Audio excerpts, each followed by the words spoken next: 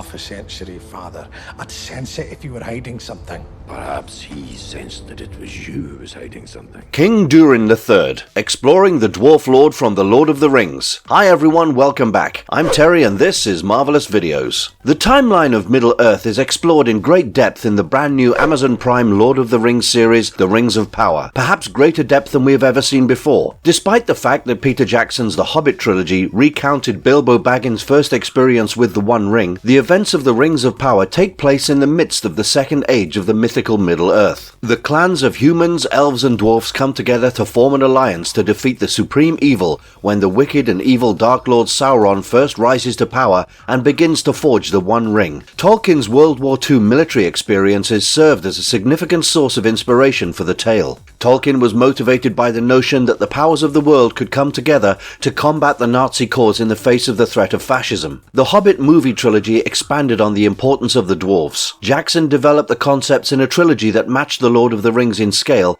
despite the fact that Tolkien's original work is a pretty simple children's book. Not only does Thorin Oakenshield, as well as his crew of 12 dwarves, want to get their riches back from the wicked dragon Smaug, they also want to retake their ancestral house and restore their family's glory once again. In-depth explanations of how the residents of Thorin were compelled to leave their houses may very well be found in the movies. Some of the first dwarven lords in Tolkien's imagined history are the ancestors of Thorin. One of the key players in the show, The Rings of Power, King Durin III, also established his bloodline. King Durin III of the Dwarfs, one of their most powerful kings, is played by Peter Mullen. The magnificent legacy he leaves the dwarves as a result of his leadership in the war with Sauron is one that Thorin finally needs to regain. Before we go into our explanation, we have a very small request.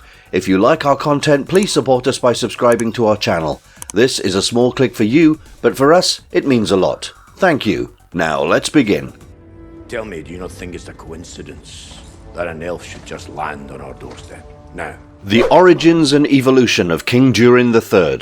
Around the time of Sauron's attack on Eregion, Durin III was the ruler of Durin's people and was in charge of the enormous dwarf metropolis of Khazad-dûm. He was granted the title of the very first father of all dwarves because, like all Durins who followed Durin I, Durin II was very similar to him in both manner and demeanor. The dwarves did indeed think he was Durin I's reincarnation. However, it's not clear if this is actually possible. The elves of Eregion and the dwarves of Khazad-dûm had developed a remarkably amicable relationship during his rule in the 16th century of the Second Age. The elves started creating the famous Rings of Power around the year SA 1500 under the leadership of Annatar. The very first of the powerful 7 rings of the dwarves was given to Durin by Celebrimbor and the elven smiths, according to the dwarfs, but other traditions claim that Celebrimbor was supposed to have relinquished the 7 and all of the 7 unto Sauron after torture, and it was Sauron who presented the ring to Durin. The knowledgeable Annatar, who had taught them how to make the rings, was actually Sauron, who had sought to poison the elves with the Rings of Power. By the year SA 1697, he had led a vast army into Eregion,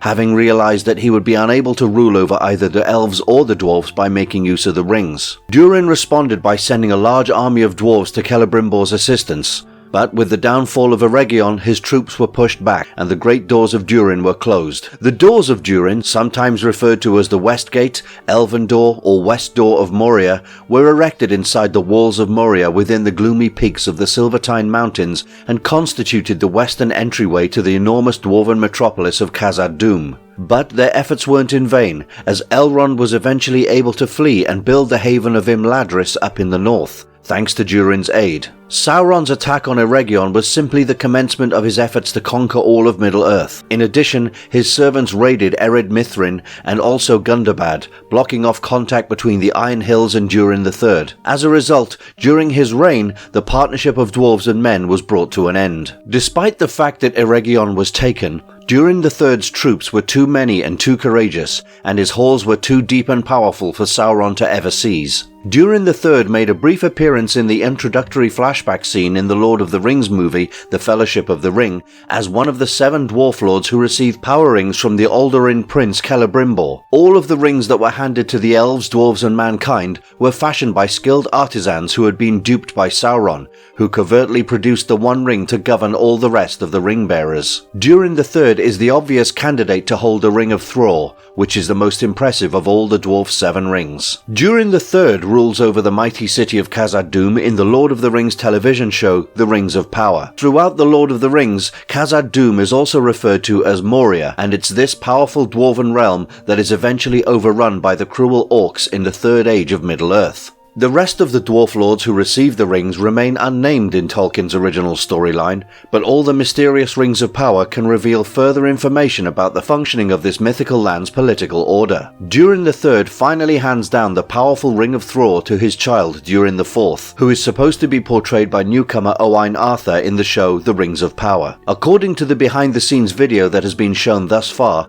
Durin IV appears to be one of the series' key leads. He is anticipated to join the other young warriors in their quest to vanquish Sauron. Before each day of filming, Arthur had to devote more than 3 hours to put on his detailed, intricate dwarf costume and have his facial prosthetics applied. Despite the fact that numerous episodes of the Rings of Power series have been planned, it's easy to speculate about how the tale concludes. Sauron is crushed but not completely annihilated, and Middle-earth enjoys a peaceful era. Finally, the Dwarven Lords split ways with their elf allies and go back to their isolated and uncommon ways. Durin IV, as well as his family, are doomed to die in a mortal fashion. Durin IV gives the ring to his direct descendant in order to safeguard it. Thráin's ring is ultimately handed over to Thráin II, who is Thorin's father, as portrayed by Anthony Shee. Despite becoming king under the mountain, or the king of Erebor, Thráin II is overtaken by his pompous conceit. As Smaug overpowers his army, Thráin II becomes insane with despair. Despite the fact that his father is presumed dead, Thorin fails to discover his father's remains among the dead in Moria. What he doesn't realize is that his dad lost possession of the Ring of Thráin while in a fight with the Orc commander Azog,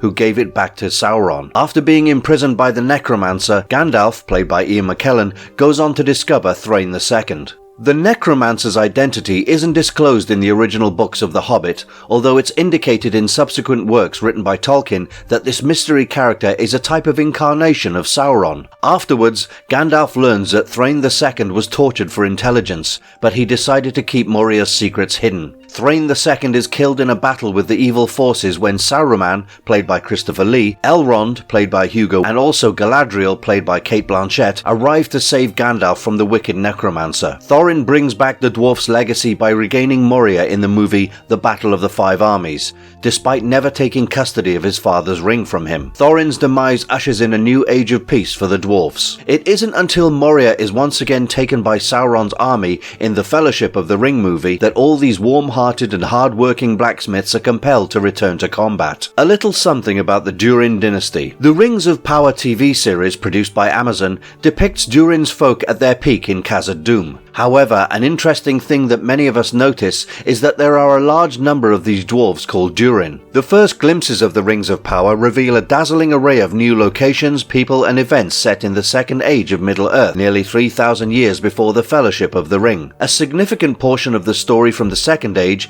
takes place in the land of Khazad-dûm, which is the place of residence of a race of dwarfs, commonly known as Durin's folk. Durin IV, played by Owain Arthur, is the prince of the kingdom of Khazad-dûm.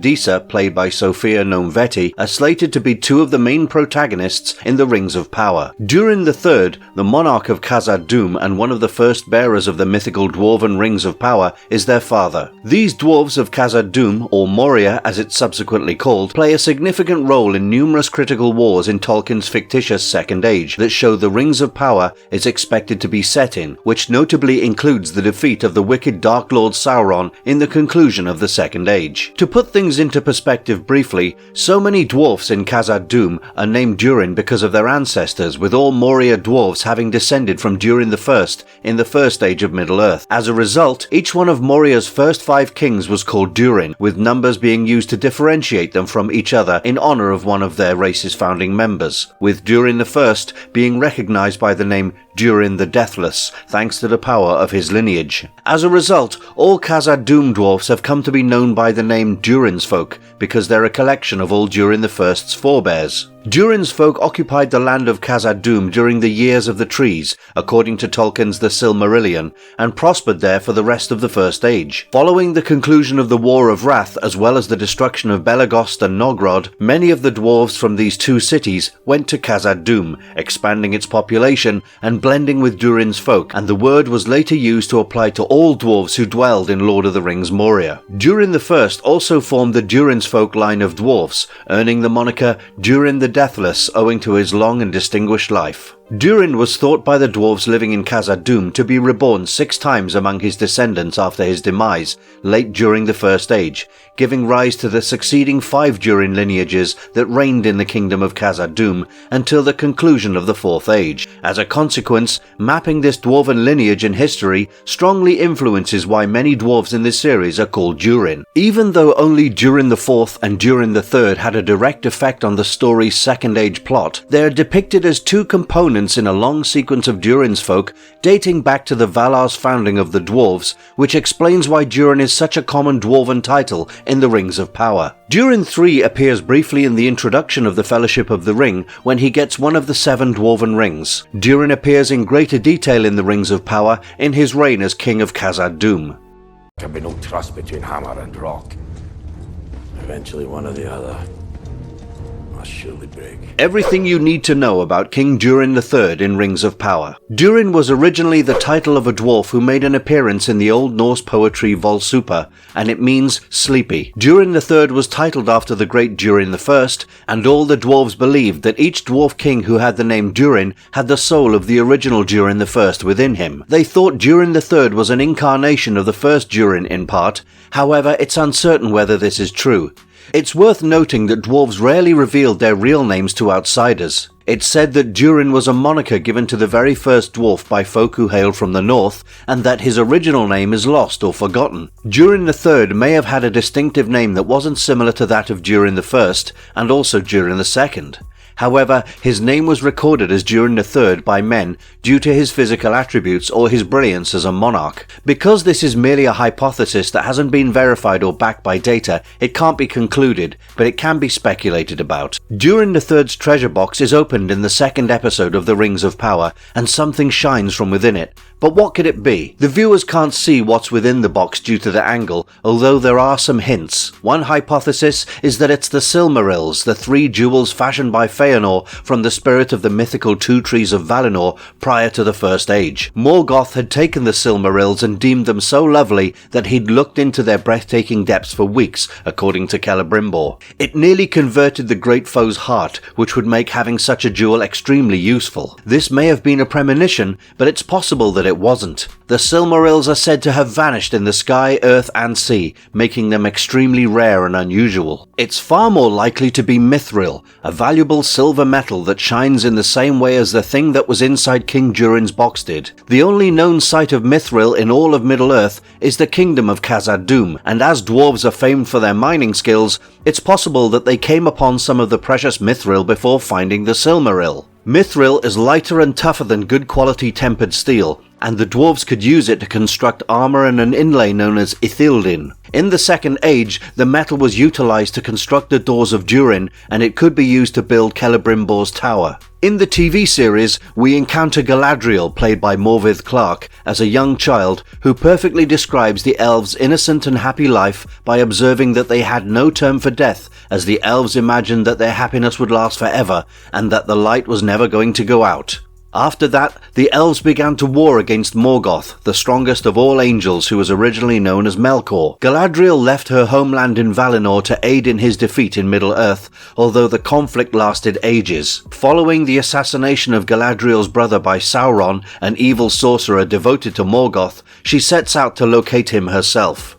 When Celebrimbor, played by Charles Edwards, approaches Elrond, played by Robert Aramayo, for assistance with something he's working on for High King Gil-galad, played by Benjamin Walker, he persuades him to seek the dwarves' assistance. Elrond travels to Khazad-dûm in order to speak with his acquaintance Prince Durin IV, played by Owain Arthur, but he's turned down. Durin reluctantly forgives Elrond and listens to him after he apologizes for skipping Durin's nuptials and the birth of his 2 children. Later, Durin's father, King Durin III, warns him to be careful of Elrond's approach, saying cryptically that there can be no faith between rock and hammer and that one or the other must definitely crack. It's difficult to recognize who's playing King Durin III under the costume and makeup, but once you do, it's surprising just how many movies and series we've seen him appear in. In the first part of the movie Harry Potter and the Deathly Hallows, Peter Mullen played the blonde, braided character named Yaxley. As Yaxley, he plays the role of a Death Eater, an evil wizard that Voldemort evidently trusts. Mullen doesn't get much time on screen as Yaxley, but as with almost all of his performances, fans recall his deep voice and intimidating presence. Mullen was working on his autobiographical picture Ned's during the same period as Harry Potter. Fans of the show Ozark will most certainly be able to identify Peter Mullen right away because he played criminal leader Jacob Snell, the primary adversary in Season 1, and left a scorching impact. Fans first encounter Snell when a strip club owner named Bobby Dean approaches him to chat about Marty Byrde and what he wants.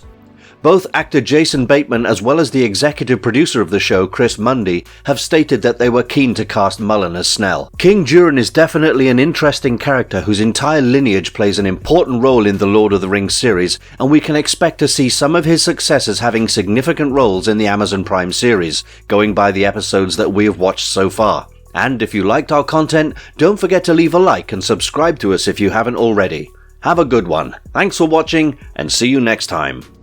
We're the ones holding the long end of the hammer here. Aye. But no.